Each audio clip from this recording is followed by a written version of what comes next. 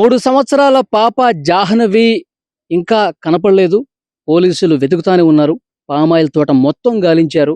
ఆ కొండ ప్రాంతంలో గూడా, కొండ దిగువన గూడా గాలిస్తా ఉన్నారు. ఇక్కడ మీరు చూస్తా ఉన్నారు. ఈ పామాయిల్ గెలల్ని కట్ జేస్తారు. నెలకి ఒకసారి ఇట్లా గెలల్ని కట్ జేసి, ఈ విధంగా ట్రాక్టర్‌లో ఎక్కిస్తా ఉంటారు. వెహికల్‌లో ఎక్కించేసి తీసుకెళ్ళిపోతా ఉంటారు.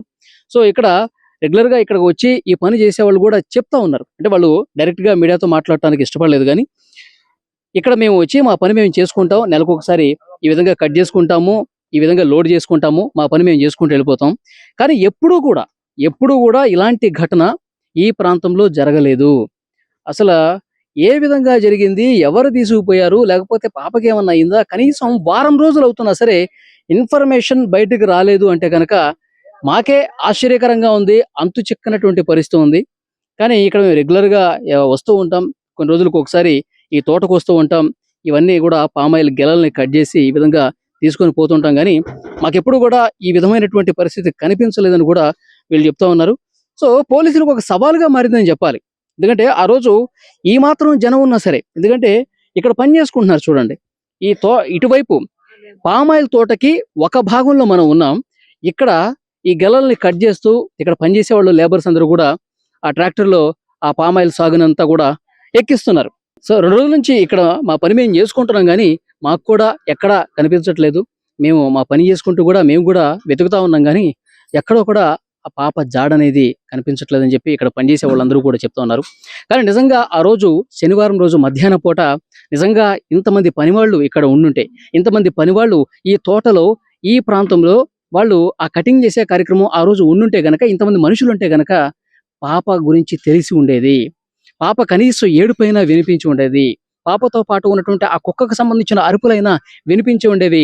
వీళ్ళు పరుగున వెళ్లి ఆ పాపను రక్షించేవాళ్ళు, పాపని పట్టుకునేవాళ్ళు.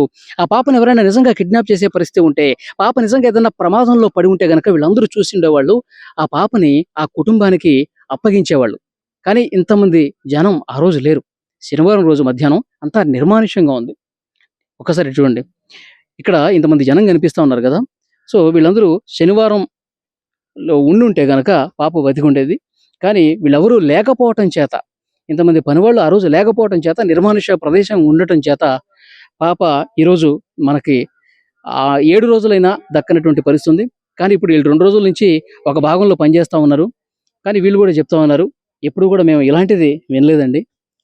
అసలా మాకే అర్థం కానటువంటి పరిస్థితి. పాప మేము వస్తూ పోతుంటే ఆ ఇంట్లో ఉన్నటువంటి పాపను కూడా మేము కూడా చూస్తూ ఉండేవాళ్ళం.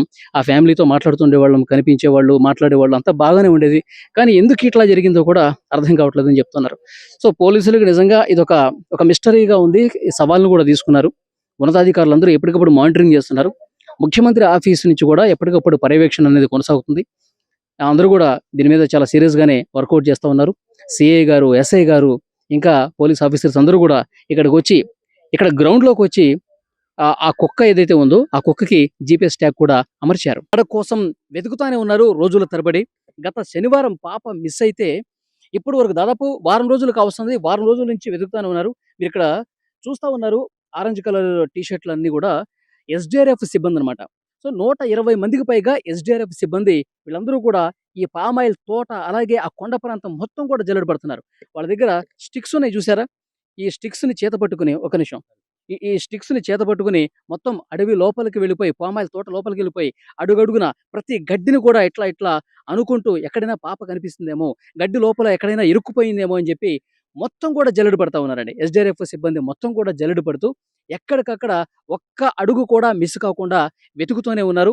ఇలాంటి పెద్ద పెద్ద కట్టెలన్నీ కూడా కొంతమంది ఈ గ్రామస్తులు కూడా ఎస్‌డిఆర్‌ఎఫ్ సిబ్బందితో పాటు, పోలీసులతో పాటు వాళ్ళకి సాయం అందిస్తూ వాళ్ళు కూడా పెద్ద పెద్ద కర్రలు తీసుకొని పామాయిల్ తోట లోపలికి గుబురుగా ఉన్నటువంటి చెట్ల మధ్యలో కూడా వెళ్లి వెతుకుతా ఉన్నారు. కానీ ఎక్కడా కూడా ఇంతవరకు 6 రోజులవుతుంది. 6 రోజులయిపోయింది. వారం రోజులు కావస్తోంది. ఇక శనివారం వస్తే వారం రోజులు కంప్లీట్ అయిపోయినట్టే. కానీ ఆ తల్లిదండ్రులు మాత్రం ఇంకా బాధను వ్యక్తం చేస్తూనే ఉన్నారు. చూడండి మీరు దారి పొడవునా కూడా ఎస్‌డిఆర్‌ఎఫ్ సిబ్బంది కనిపిస్తానే ఉన్నారు. వెతుకుతానే ఉన్నారు. కానీ ఇవాళ పోలీసులు చేసినటువంటి కొత్త ప్రయత్నం ఏంటంటే కుక్క మెడలో అది జీపీఎస్ ట్యాగ్ పెట్టేసి వెతుకుతున్నారు.